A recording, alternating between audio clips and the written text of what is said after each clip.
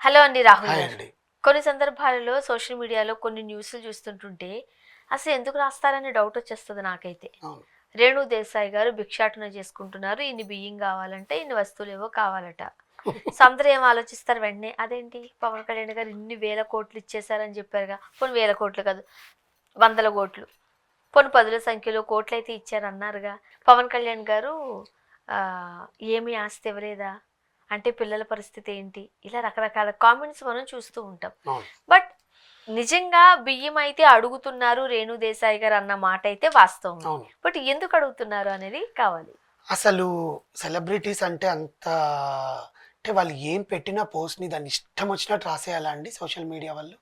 Generally I'm talking about particular YouTube channels. దీని విషయం మీద నేను ఇంకోటి కూడా చెప్పాలి, ఇందులో యాడ్ చేస్తాను నేను యాక్చువల్‌గా.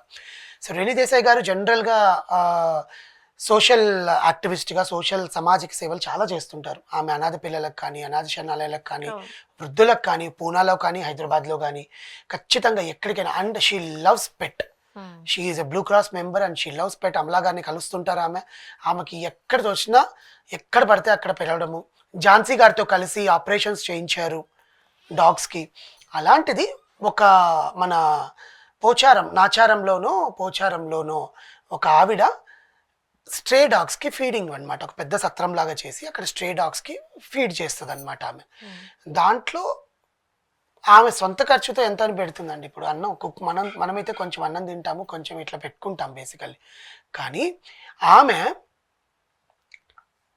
కుక్కలకి పెట్టాలంటే మినిమమ్ ఒక 500 గ్రామ్స్ టు 1 కేజీ రైస్ ఒక 2-3 డాగ్స్‌కి పెడితే వాళ్ళకి కడుపు నిండా తింటాయి. ఒక్క పూట పెట్టినా, 2 పూటలు పెట్టినా కొంచెం గిన్నెలో పడేస్తే రాత్రంతా తింటూ పడుకుంటాయి. మనలాగా ఆకలి తిండిపోయింది కదా అని ఉండవు వాటికి. అవి అడగలేవు మూగజీవాలు.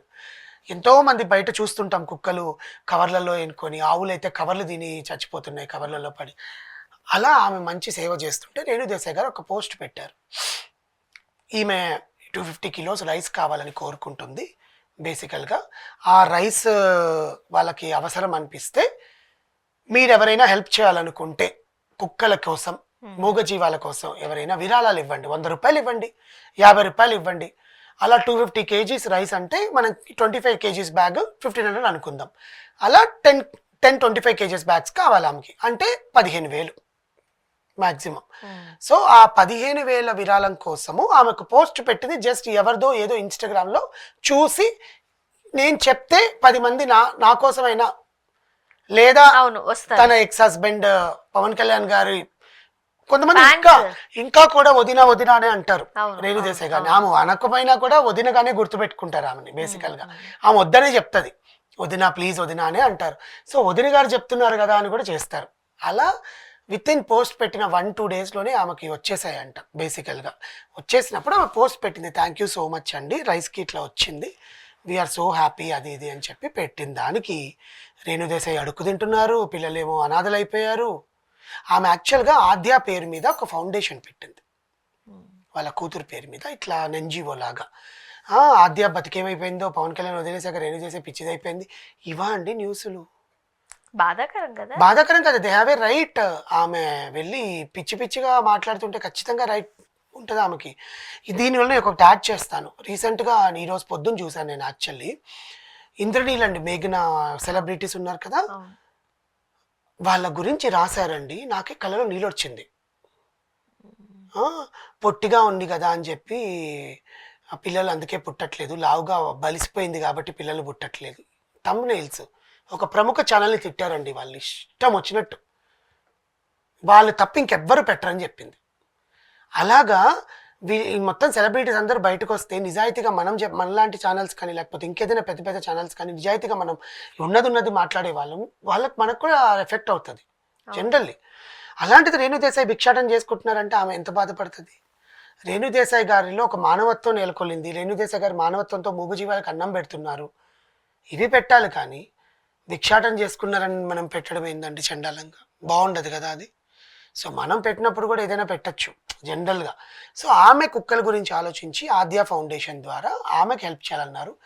అలాగే ఆమె సినిమా ఎక్కడ చేశారు, రోడ్డు మీద వచ్చి చేశారా? అదే కదా నాకు నవ్వొస్తుంది మీరు అడుగుతుంటే. ఒక ఫోటో కూడా వేశారు. అంటే దీనంగా ఫోటో పెట్టి ఫేస్ పెట్టి ఆఫ్ కోర్స్ మనకు అరే ఏం జరిగిందని మనం ఓపెన్ చేయాలా వాళ్ళకి? ఇలా ఉంటే హెల్ప్ చేయాలన్న ఆలోచన కూడా చచ్చిపోతుంది. హెల్ప్ చేయడం పక్కన పెట్టండి. అయ్యో! సమాజంలోకి వచ్చి అబ్బా!